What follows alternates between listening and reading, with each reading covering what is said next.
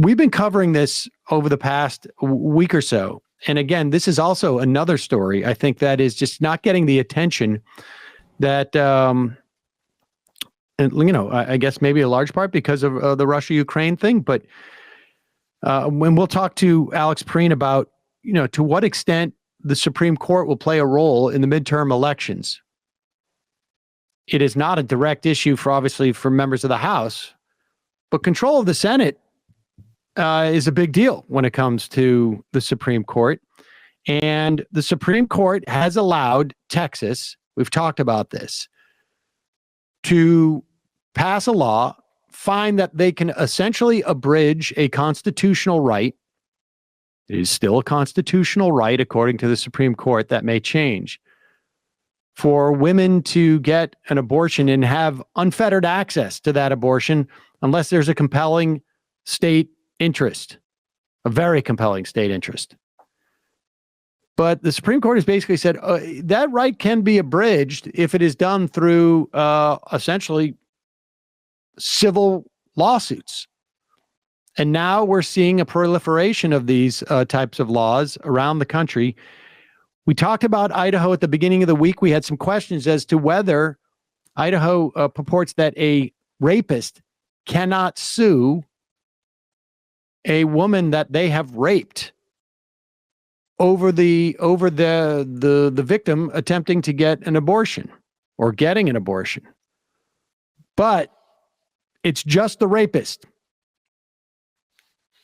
Here, any member of the preborn babies, and if the words preborn baby sounds weird to you, it's because there's no such thing as a preborn baby any more than, you could have preconceived babies.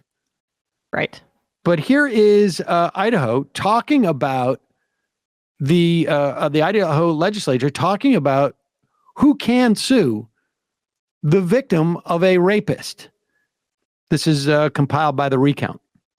I understand that someone who has committed a rape would not be able to sue if an abortion were to take place.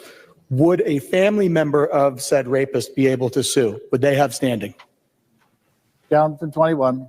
Thank you. If it is the parents, siblings, aunts and uncles, grandparents, then yes. Same question then for incest as well? Down to 21. Thank you. Yes. So if I am raped and choose to have an abortion and my rapist has 10 siblings, is there anything to preclude all of them and their spouses from bringing a lawsuit for $20,000 each? Down to 21. I'm not sure their spouses are included in that list, but no. Yeah. Well, you had that question earlier in the week.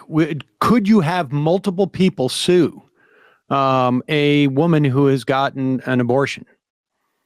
And there you have it. So, right, that this just ensures that the distant relatives, the relatives of said rapist, have, I would say, demonstrably more rights than the, according to the Idaho Republican Party. I mean, this is how they view women: the vessel of carrying that child, the woman in and of herself. I mean, that is what this legislation is trying to do across the country, is reduce women to simply earthly vessels for the proliferation of that family's biology. And if they want to have a say about it, tough luck. Tough luck. Quite a business, though, for rape. You can enrich your entire family. It'd be a big family, and they all can sue. The rape industrial complex. What a lovely country that we live in. Absolutely.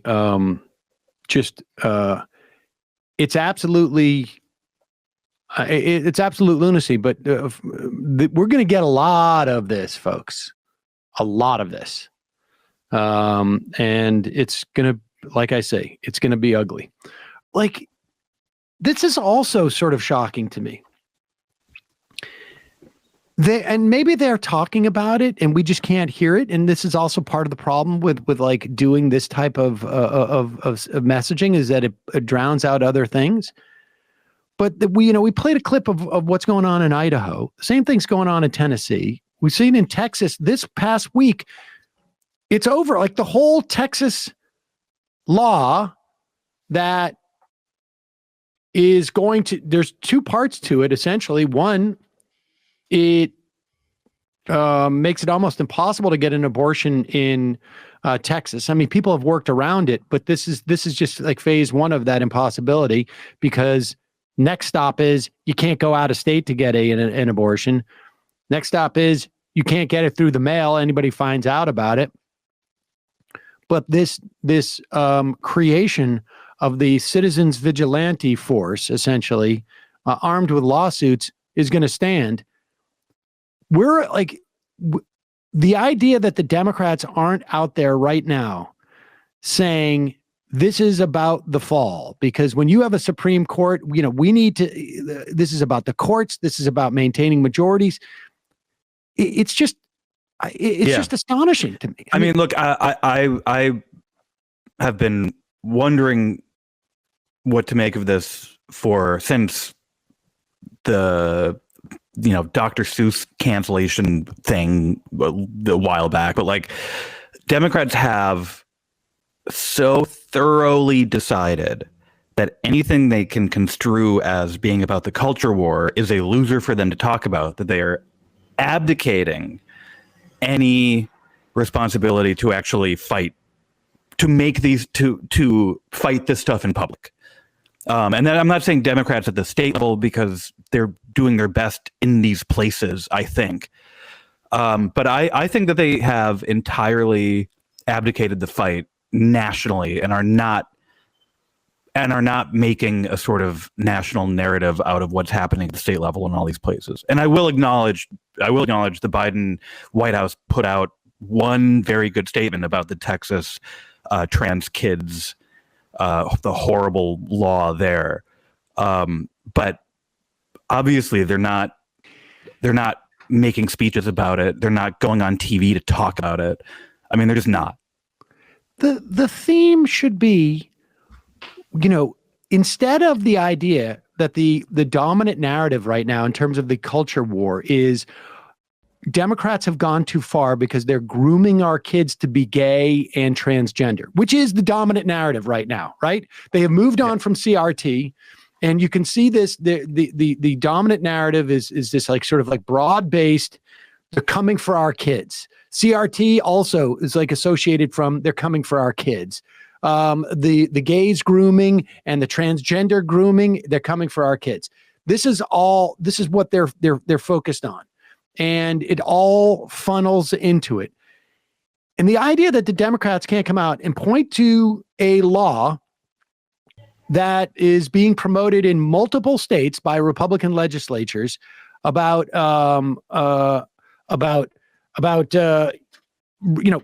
that would allow rapists' family to sue women who have been raped from getting an abortion. The idea that Democrats aren't taking this, they're not taking the idea that like they're going after, they're not allowing gay people to acknowledge that they're gay if they're associated with a school in some way. The idea that you can't come out and start saying like, this is what happens with Republicans when they get majorities in legislatures. Yeah. They go too far. Like that's all you need to do. That's a really simple message. That's a really simple message. And you know what? I will say this too. Like, I think that Joe Biden is the absolute perfect avatar to wage the culture war issues on the side of good, because no one is going to mistake that man for being young and woke in any way. And instead of using that unique power that he has to make him the face of defending people against Republican majorities, defending these minority groups against Republican majorities, they are choosing instead to say that's not the kind of thing the president gets involved with or talks about. But he could be on TV all the time, like actually saying what happens when these Republicans get in power in your state is they whip up these frenzies about teaching about slavery in schools and all this other stuff. and he can crack an Irish joke about how much they love drinking, and then he can be like that like they're going too far and they're telling you lies. He is the perfect voice for that message. I genuinely think he should like be out there spreading it much more than a lot of the other sort of kitchen table quote unquote stuff they want to talk about. And the entire Democratic leadership should be echoing the same thing so that there is a singular narrative. I mean, look, Josh Hawley sort of tipped the hand as to how they're going to go after Ketanji Jackson Brown. And that is that when she was on the sentencing committee, Democratic and Republican committee, and they all voted these ways, that she was too lenient on sex offenders. I mean, like, it is so clear what they're doing. It is, they talk about it as a tax on schools. I mean, it is all, this is what they have settled on. They're coming for your kids, and they're going to teach them to be, only see race and be groomed by gay people and be groomed by transgender people. And they're also going to allow you to like throw you over to the pedophiles. And I mean, this is the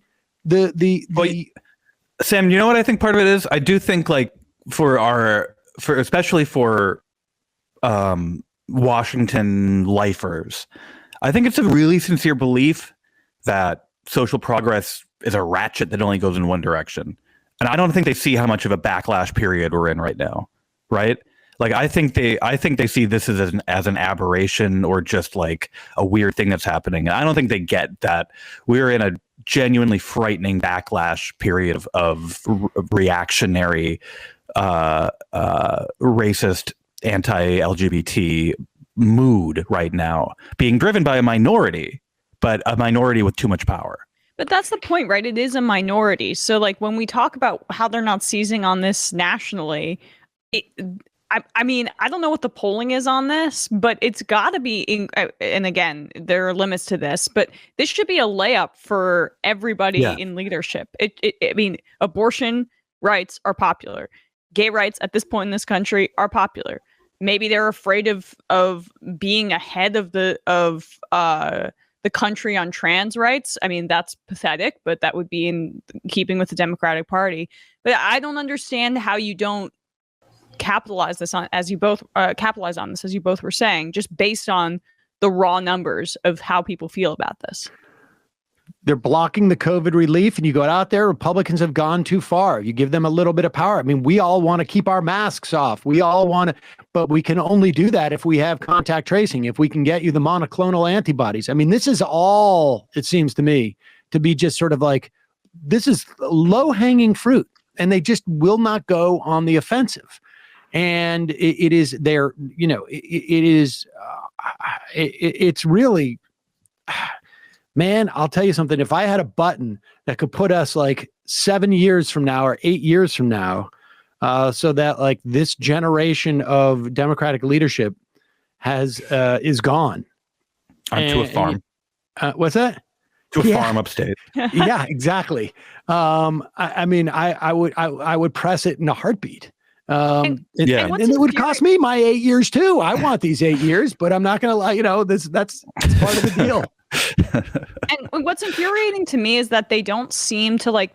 Republicans understand that they can push the media coverage just by repeating something, and that like look, I mean, you're totally right. But Democrats don't really do that. They don't really force the media's hand to take their position seriously in any way. They kind of they're just more ambivalent about it. And I don't understand that strategy in and of itself either. I mean, Republicans have an unfair advantage in that they have a massively influential, much more well-funded media arm than the left does. And so they are sort of playing on easy mode in that respect. If they decide today we are mad about CRT, and we will decide CRT can mean anything we want it to mean. They have TV stations that will just decide that's today's story. Democrats don't have that. But what they're not willing to do is I think what you are saying is just make their own argument, get on the TV that's available to them and make their own argument that is clear and direct, instead of I think, trying to play the refs in a way, trying to say, stop repeating these dumb things Republicans say. But, you know, I mean, and then you end up with, I mean, I think the example of what happened in the Virginia elections is the clearest example of this media and messaging dynamic, where it became quickly accepted that Democrats lost because of actions they took, namely closing schools and masking in schools, and I guess teaching CRT. But so that was the message that Democrats themselves spread. It was actions we took that caused this. And you look at the polling, and it was a surge of elderly voters who do not have school-age children, a surge of elderly voters who were mad about lies they were told about how race was being taught in schools. How do you counteract that? Not through your actions. You got to figure out a different way to counteract that. And I would also say, you know, one of the problems I think that was also massive in that Virginia race that goes completely completely obscured. Youngkin was a Bain Capital guy, I think it was, right? Was it Bain or Carlisle? Mm-hmm. One of those two. He was like both candidates were from the same. Well, this is the problem. Oh, right. Yeah. This is the problem. This is the problem. Is that this is completely obscured by all the other issues. Is that sometimes when you lose an election, it is because you do not have the arrows in your quiver that you need to respond. Yeah. And you know, Newt Gingrich and Barack Obama showed us the value of going after predatory capitalists. And you know, absolutely. And you know, and this is again, this is low hanging fruit stuff. But when you are the exact same thing as that, Terry McAuliffe is, you cannot do that, and you are inhibited from going after, you know, you are inhibited from deploying essentially all the assets that one typically has in a race like that. And you don't have it because you're one of those people too. So then you have to fight on their ground, and you can't counterattack. You cannot, and I mean, it's a real problem. I think we have a ton of evidence that one of the clearest effects of this gerontocratic leadership problem is candidate selection, and just not even recognizing the pattern of like which candidates tend to be successful, not in terms of ideology, but just in terms of like, oh, people don't want a finance executive who was last elected in 2004 or something, right? Like they actually might want someone who is sort of new and interesting. Well, it's also their lack of awareness that, you know, finance is a liability or could be, or inhibiting liability. I think right? that's it's a really willful refusal, right? Like it's a willful denial. Yeah. Because everyone knows that. Well, it's like Nancy Pelosi getting out there going, this is the free market. And so, we can have... you want to talk about an easy layup, right? Like the easiest layup in the world. Lawmakers, insider trading. Easiest layup in the world. And her first instinct is like, no, don't think so. I mean, that's not poll tested moderation. No. That's pure ideology.